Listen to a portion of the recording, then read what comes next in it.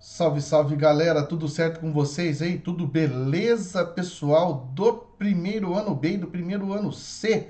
Quem fala aqui é o Tiaguinho. Deixa eu dar uma mexida na câmera aqui, ó. Deixa eu dar uma mexidinha pra cá. Aê, agora tá um pouquinho menos torta. Seguinte, essa aula aí, ó, de quinta-feira, dia 4 de junho, é o que você vai estar acompanhando aí, ó, aquilo que a gente já vinha falando em relação ao feudalismo. Nós vamos continuar falando agora aí, ó. Vamos chamar de História Medieval 3, beleza? Esse aí vai ser o título. Na primeira a gente deu um conceito sobre a Idade Média. Na segunda, né, na terça-feira, nós falamos sobre o feudalismo. E agora, nessa aula maravilhosa, a gente vai falar aí sobre as outras características da Idade Média, né, que estão relacionadas aí ainda a essa divisão social e também, é claro, falar sobre a influência da igreja nesse contexto e também, é claro, o outro feudalismo, o feudalismo que tem aí no Japão. É uma aula que não é tão extensa que eu preferi gravar passar para vocês esse capítulo aí de forma mais dividida, né? Até porque para ficar mais fácil a compreensão, certo? E a gente não tem tanta pressa porque o apressado come cru ou não come nada. E esse comer cru pode dar indigestão e a gente não quer isso. Vamos lá então para a aula. Seguinte, em relação então essa parte, só para relembrar, né, que é muito importante relembrar, aí quando a gente fala no feudo, nós estamos falando em algo, né, que está relacionado aí à posse, propriedade ou domínio. O que é o feudo? O feudo pode ser uma vila, pode ser um castelo, pode ser um cargo administrativo, um privilégio, direito de cobrar certos tributos, estabelecer mercados ou mesmo uma certa quantia em dinheiro. Quem recebe o feudo, seja lá, é claro, né, um nobre, pode ser um barão, pode ser um marquês, o cara que recebe o feudo, ele recebe uma concessão que pode ser por um tempo ou pode ser hereditária, né? Pode passar para a vida inteira. Geralmente, os camponeses, esses aí não recebem feudos, eles recebem uma pequena quantia de terra dentro do feudo. É claro, o feudo pertence ao nobre, ao senhor feudal, para dali ele tirar a sua sobrevivência. E também, é claro, é dali que ele tira basicamente todos os rendimentos que ele vai ter que pagar algumas taxas para o senhor. Você acha que morar no feudo é de graça? Não é de graça, não, tá? E essa sociedade, como é que funciona essa sociedade aí? E, é claro, a economia da Idade Média. Então, é uma sociedade essencialmente agrária, só que tem uma baixíssima produtividade, tá? No último capítulo dessa apostila, a gente vai falar sobre a transição da Idade Média para a Idade Moderna, daí a gente vê, é claro, uma mudança sensível em relação à agricultura a partir do século XI, na famosa Revolução Agrícola, certo? É, Essa aldeia, então, tem o vilão aqui não é bandido, tá? Eu queria estar agora aqui com a minha, com a minha, o meu lenço que eu tô usando agora aí por causa do Covid. Coloco o meu lenço, as pessoas, ixi, tá entrando um bandido. Caramba, que preconceito, né? Só porque é um lenço escuro com uma caveira na frente. O que é isso? Então, o vilão é um camponês livre. Por que o nome dele é vilão? Porque ele vai de vila em vila oferecendo seus trabalhos.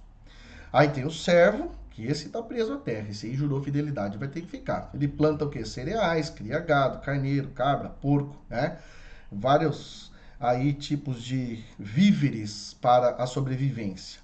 E além disso, temos ferreiros, carpinteiros, pedreiros e também, é claro, o pároco, que é a pessoa que vai se preocupar com as almas, certo? Além disso, quem mais vive no feudo? O senhor feudal, importantíssimo aí, porque sem ele não existe a proteção, não existe a defesa em relação à aldeia e, é claro, é ele que administra também tudo isso, tá? Agora vem uma parte interessante aqui, ó. Como que esse servo vive? Vive muito mal. Por quê? Porque ele tem muitas obrigações que ele tem que pagar. Olha aí as obrigações e dependência nas relações suzerania e vassalagem. Inclusive, é claro, em relação aí também à ideia de servidão. O pagamento feito pelo servo por utilizar a propriedade do seu senhor, como forno, moinho, ferramenta, etc., é chamado de banalidade. Essa aí é a famosa taxas de banalidade. Ah, então o cara foi lá, fez o pão, vai cozinhar o pão, vai assar o pão, né? Vai usar o forno. Vai pagar taxa de banalidade. Credo. Corveia. Corveia é o nome dado à obrigação que o servo tinha de prestar trabalho ao seu senhor. Putz, é obrigação, tá? Obrigação. A gente já ouviu falar em corveia uma vez antes. Não é novidade essa palavra para vocês. Quando é que a gente falou? Hã? Aí tem também a captação, que é o imposto cobrado por servo que mora no feudo. Ah, você mora no feudo, né? A sua família inteira vai pagar a captação, tá? Imposto per capita. Captação vem de cabeça, tá? Talha consiste na entrega ao senhor de parte da produção do servo, mas por que vai entregar? Paga logo e para de reclamar. E quando um servo morria, seus filhos deviam pagar a taxa da mão morta, que é para garantir o direito de permanecer trabalhando nas terras do senhor. Caramba. Além disso, os servos também eram obrigados a prestar serviço militar em caso de guerras ou batalhas e prestar hospitalidade ao seu senhor. E o senhor tem qual obrigação? Vocês viram aí, ó, 1, 2, 3, 4, 5, 6 obrigações dos servos e o senhor só tem uma. Ele tem que, basicamente, ceder ao servo o direito de explorar um pedaço de terra e garantir a segurança dele. Só. O que é pior? Vamos pensar aqui. O que é pior? A servidão ou a escravidão? Não me responda agora. Só vai pensando aí, tá? Olha como é que se estrutura então a sociedade feudal. Então você tem acima de todos Deus Pai Todo-Poderoso, logo abaixo dele os seus representantes, o clero, os oratori. Abaixo dos oratori, os belatori. E abaixo desse, os laboratori, que é quem trabalha pra caramba. Pra caramba, certo? Atenção, galera que vai fazer o Enem. Esse é um assunto que cai. Idade Média é um assunto que cai no Enem pra caramba, tá? Não pense que vai escapar. Como é que se dá a relação entre Estado e Igreja nesse contexto? A relação entre Estado e Igreja é uma relação, digamos assim, uniforme, tá? A Igreja viu o seu poder crescer bastante aí, principalmente lá, já logo com o começo, lembra da dinastia Merovingia, Clovis, então, já logo no início já tem o seu poder garantido. E aí nessa sociedade quem justifica o status quo, quem justifica a forma como a sociedade é organizada, são os sacerdotes e bispos, né? Eles exercem esse poder, mas também não é somente espiritual, é também econômico e é também político. Só que nem todo clero desfrutava de tanto poder e prestígio. Então a gente sabe que existe aí o alto clero e o baixo clero, certo? Nós não vamos entrar nessa discussão aí agora. Como que a igreja fez para se fortalecer? Então já começa com Clovis, mas isso acaba institucionalizando lá com Carlos Magno através da criação do Sacro Império Romano Germânico, que vai criar essa aliança entre os reis e a igreja. Vai acontecer aí, né, ainda na Alta Idade Média, a famosa querela das investiduras, onde o Papa Gregório VII promoveu uma reforma para tentar controlar a interferência dos reis e imperadores sobre a igreja. Mas elas não foram aceitas, o que de certa maneira acabou abalando um pouco as estruturas do Sacro Império Romano Germânico, e isso vai ter efeitos lá no século XV, no século XIII, XIV, século XV, que vai ser, claro, um dos fatores relacionados à Reforma Protestante, certo? As origens da Reforma Protestante aí, galera. Muito bem. Qual que era a visão de mundo que se tinha? Bom, então a igreja tentou manter sob o seu controle todas as formas de manifestação cultural, e isso aí se chamou teocentrismo. Tanto é que a gente percebe que há, de certa maneira, uma proibição em relação a alguns assuntos, onde grande parte das expressões culturais revelam a devoção a Deus. E o que a gente vê desenvolver-se? Não teve desenvolvimento cultural? Teve sim, claro, ligado à igreja, mas teve. E a gente sabe que Santo Agostinho, né, com o neoplatonismo, São Tomás de Aquino, com o neoaristotelismo, que vai basicamente tentar vincular e relacionar a filosofia, né, às coisas de Deus. E em muitas comunidades a gente sabe que aquilo que era considerado como pagão era caçado, eliminado.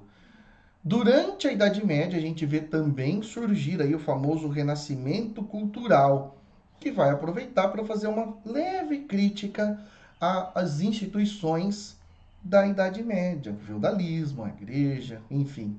E esse movimento, calma que a gente vai estudar ele mais para frente, tá? Nesse período que a gente está falando do feudalismo na Europa, estão acontecendo outros feudalismos também. E a gente vai estudar logo na sequência o Império Bizantino e depois a Civilização Árabe, mas antes disso, o feudalismo japonês. Então, olha lá.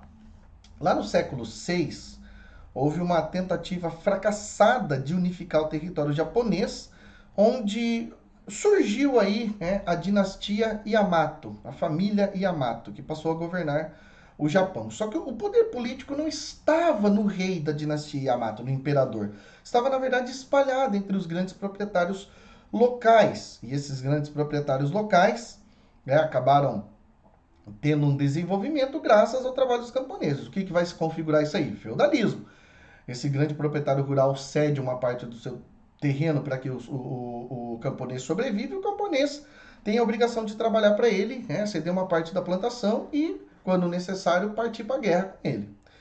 Claro que, falando em guerra, esses grandes proprietários vão acabar trazendo para dentro das suas propriedades pessoas que são especializadas na arte da guerra. Quem? Os samurais. E esses samurais, por mais que existia uma relação de pagamento, além de fazer parte de uma casta diferente dentro da sociedade japonesa, eles vão se relacionar com esses proprietários locais de forma muito fidedigna. Então eles vão ser muito fiéis a esses senhores. O imperador, a figura do imperador, passado aí século 7, 8, 9, 10, continuou existindo. Mas o poder vai ficar mesmo nas mãos dos shoguns, que são o quê? São grandiosos senhores feudais, que vão acabar, de certa maneira, se intercalando no poder. Até que, é claro, vai chegar lá no século XVIII, e aí acontece uma mudança, e essa mudança a gente só vai estudar no segundo ano, que é relacionada aí à famosa Era Meiji. Certo, galera? Muito bem, eu espero que vocês estejam estudando, espero que vocês estejam bem, também espero que estejam muito bem, certo? Qualquer dúvida chama, não esquece de continuar fazendo a postagem, hoje não tem desafio, só algumas perguntinhas aí, tá? Mas posta aquela foto bonita lá no Instagram, né? Fechou?